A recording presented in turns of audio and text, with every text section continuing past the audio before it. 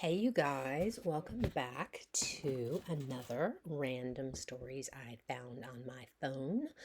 I'm Jay Kenner, and this is a little feature where I riff for my amusement and hopefully yours a story based on a picture that I found on my phone. And I usually don't remember why I took the picture, which is what makes it fun. Well, hopefully, more than that makes it fun. Anyway, this story's picture is the light, and I just realized that I forgot to have this ready. So let's see. Here we go. Here, whoa, can you see that? No, you can't. The picture is not coming out. Anyway, it's a door. Yeah, you can sort of see it. It's a door and carpet and this strip of light. And I do know, in this case, I do know what it is. It is the door to our sadly underused exercise room. And I also know that this picture isn't that old because the reason that there's just raw flooring under that door and the carpet is cut back is because, for reasons that defy explanation, our builder back in the day decided to put the water heater in the attic. Yeah, instead of the very, very big garage, which had plenty of space for a water heater. And it's one of those they build it, you buy it kind of thing. So we did not have a choice in this. And I honestly don't know if we would have thought about it if we did, because, 2020 hindsight. Anyway, as for why I took the picture, I'm not really sure. It wasn't to document the damage. I think I only took it because it was kind of pretty, the way the yellowish light was coming out under the door like that. And it sort of bounced out with the carpet gone. So, basically, this is a picture of a home repair project that we haven't gotten to yet. We are still negotiating carpet and insurance and all that stuff. But there's a story here. So, I am thinking that the story centers around the light, obviously, because that light is really pretty, and I wish you guys could see that picture better, but pretend it's gorgeous. It's glowing. It's like something otherworldly out of like Raiders of the Lost Ark or something. Anyway, years ago, I did one of those house rental things where you're traveling and you rent someone's house. It was like a Verbo kind of thing or whatever. But the thing was, it was the whole house except there were rooms that were locked. So those were rooms that we weren't supposed to go into. So I'm thinking that that's what this is. This is a tourist rental house, and guests aren't allowed to go into it. And so we've got a woman who is traveling by herself. She's alone in this house. It's probably a relatively small house, one or two bedrooms and a kitchen and a living area. And she told her boss she had to have some chill time because bad things have happened. What bad things? What bad things? Okay, let's rewind a little bit. She's a widow. She's a relatively new widow. And let's say she lost her husband to death not that long ago. That's part of the reason why she's gone, why she's in this rental place. Um, she's basically taking a holiday from life, let's say. She pretty much abandoned her friends and her job. It wasn't so much a, gee, oh gosh, I need to give her a name. Gee, Lucy, you really should take some time off. And more like she was gone. So she doesn't probably even know she has a job waiting for her when she comes back, but she was broken. So she's in this house being broken.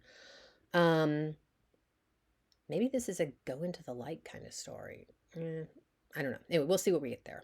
Um, anyway, she's fascinated by this light that comes under the door. It's like, what is this?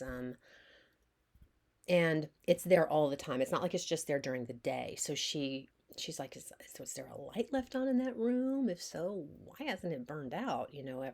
Surely they didn't just put it in there. Is there a window back there that faces some sort of really well lit neighbor that she's just never noticed? But maybe she goes outside and checks and there's no outside lighting. She's near a beach. Nobody would want to put up with that.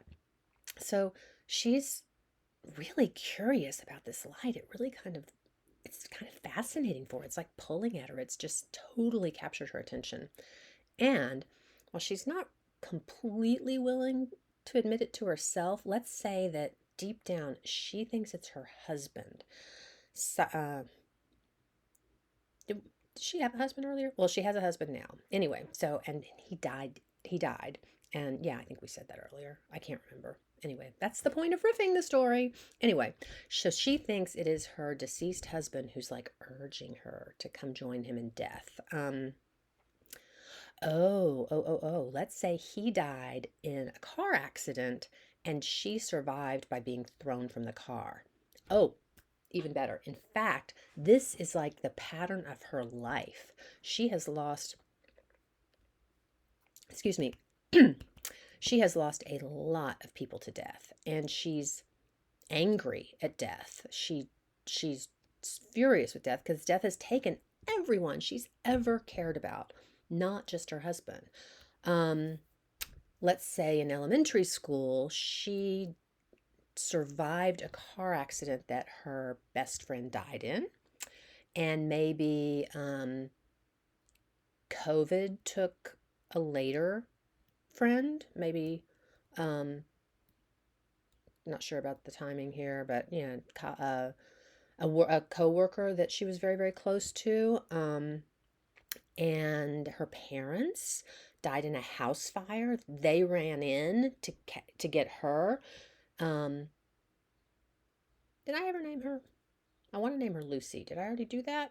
Anyway, if I named her earlier something other than Lucy, she now has a new name because I like Lucy. We're going with Lucy. Anyway, Lucy had snuck out of the house to go play with friends. And so she's got all this guilt because her parents were trying to get to her. And so Lucy feels like, death has been her constant companion for all of her life. That's kind of cool. Anyway, so she's at this quaint little beach house.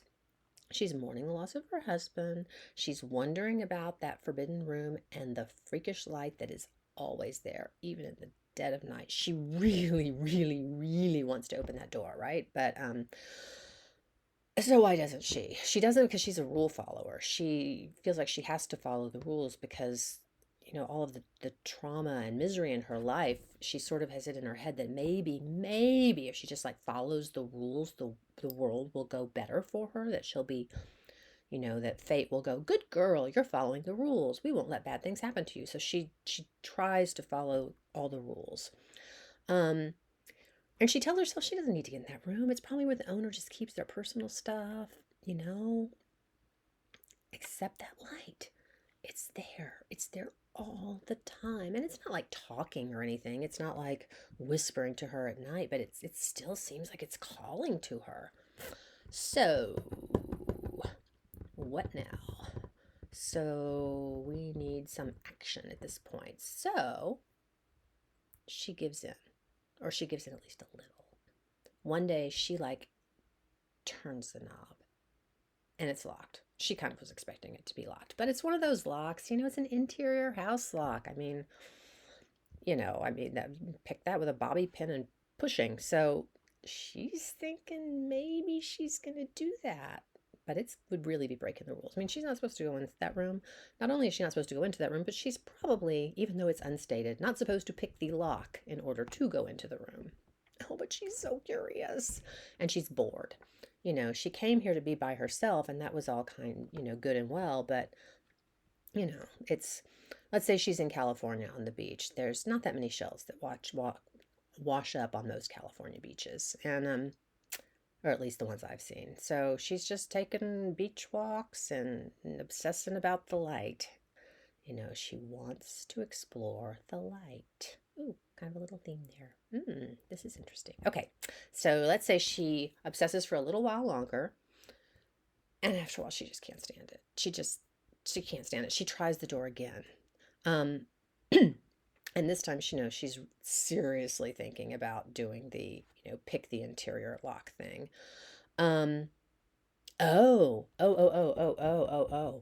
Let's say she has actually decided to do it. She's found a bobby pin.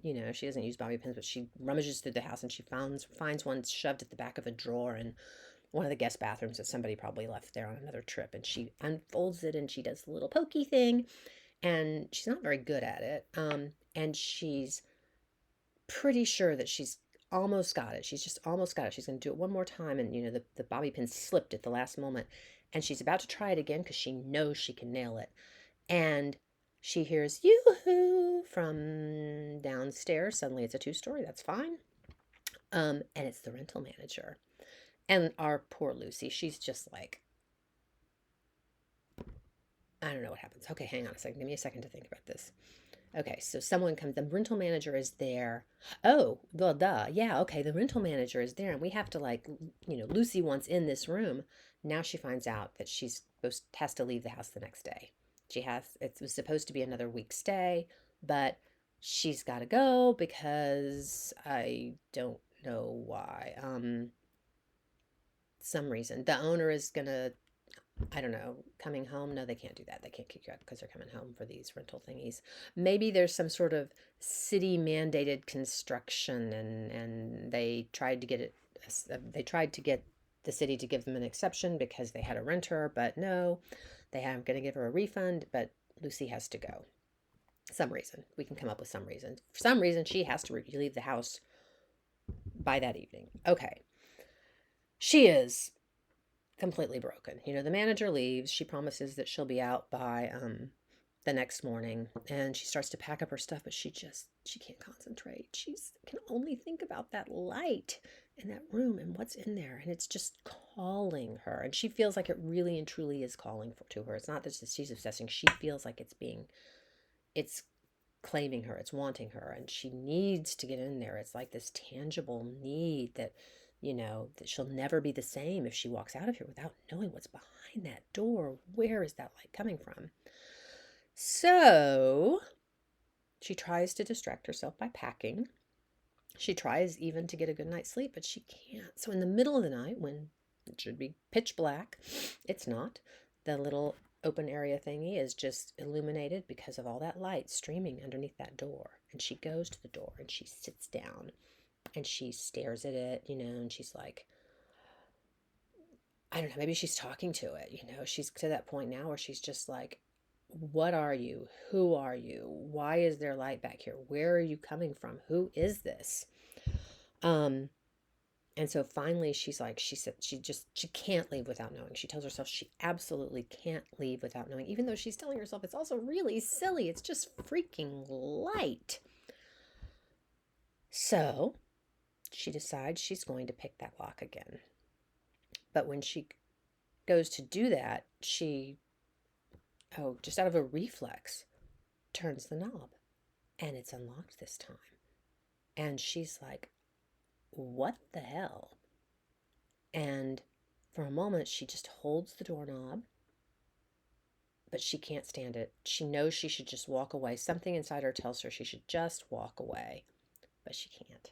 Because something else inside her is telling her that she wants what's behind that door. So, I've got it. Okay, so she pushes open the door. It feels right. And there's a man in there. And he is absolutely gorgeous. Because maybe this is romance. I'm not sure. And he extends his hand for her.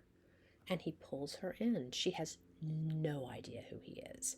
But it feels right, Even though he's like, squatting in this scary locked room, it feels right, which to her feels a little weird, but right.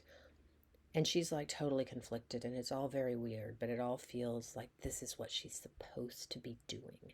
And he draws her into the room, and in the room there's all the people that she lost to death throughout her life. No, wait. No. Back up. It's just the man. I think. Yeah, I think it's better if it's just the man. And he introduces himself. He is Death. And he tells her that he has loved her forever. And it has broken him every time he's had the opportunity to bring her to him. He made himself not, because he felt like she needed to experience life. But he'd started the process of death, and so it had to continue, and that's why all these people close to her died. Something like that. We can tweak that. Anyway, point is he's deaf, he's loved her forever, and finally she's at his side. Yeah, I kind of like that. So then we have the big question, and I don't know the answer to it. But is this going to turn out to be a romance, or is it a horror story? And I'm going to let you guys decide the ending that you like. That's the end of this random story. See you on the flip side.